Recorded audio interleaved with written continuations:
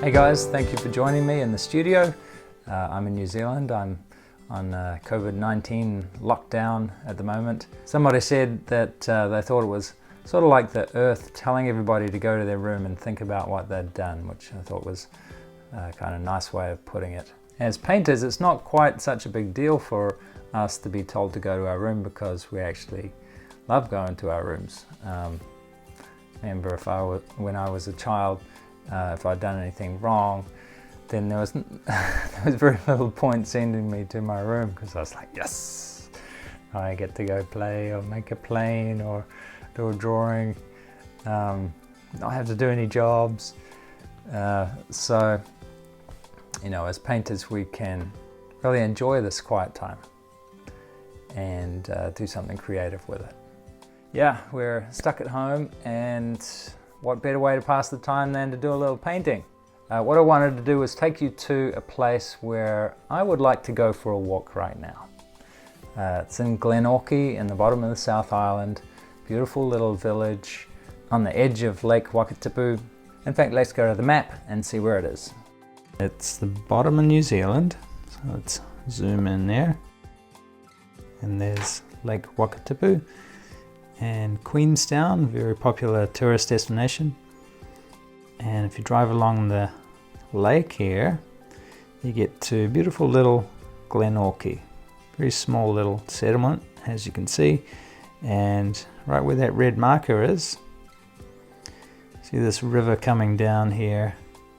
That's the Buckleburn into Lake Wakatipu. And all these little trails here you can walk along. Really picturesque. So right there where that red marker is, that's where this painting was painted. So if I look at my Glenorchy paintings, I notice a lot of them have this recurring theme of looking through trees to the landscape beyond, or at least having trees as a very large part of the painting.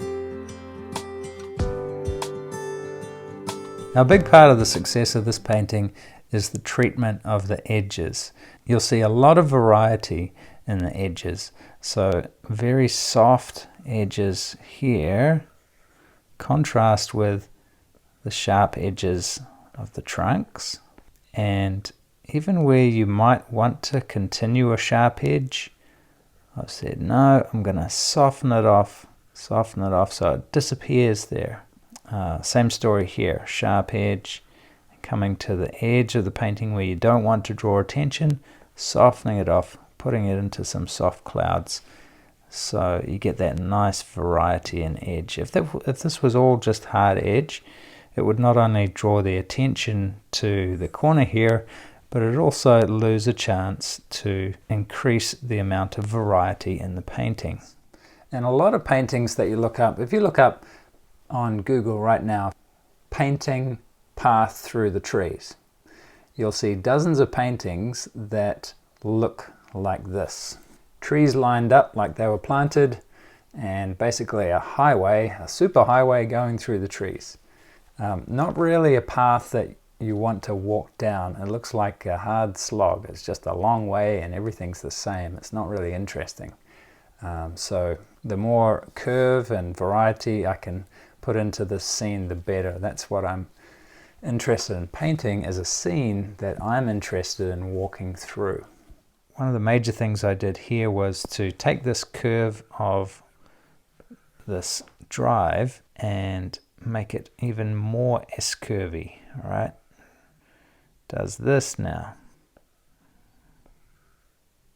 Yeah, and I've made more of these little things here so that you get more of this beautiful curving shape, right? Something else I've done, of course, is to cast this shadow across the foreground. And that helps, first of all, to create another shape rather than having this one big bright shape, which tends to really draw the eye because it is such a big bright shape. So I wanted to break that up, and I've done that with this shadow, which joins up to this shadow here. So we've got one big shadow shape in the foreground, which is pushing the eye into the light, because giving it a spray with a spray bottle.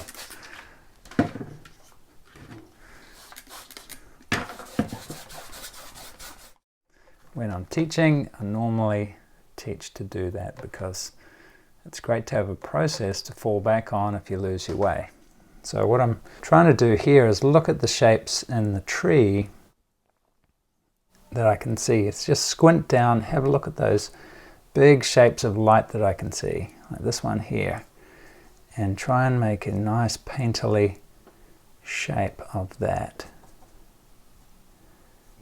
Another thing you can do to help these trunks and branches sit better in the foliage, so they're amongst the foliage rather than poking out, is to just get a clean dry brush and just whisk over parts of them as if the foliage were blurring their edges in some parts.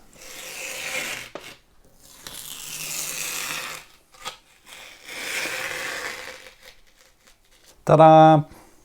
I think it turned out pretty well. That is somewhere I'd like to go for a walk.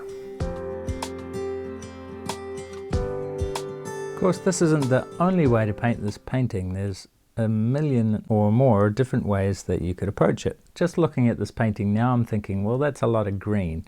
Normally I don't really enjoy painting green, but I thought, hey, I'd give it a go. What I might do is to change all the greens into golden browns, make it an autumnal painting like that. And that actually works really well against the purple in the background, yellow and purple being complements.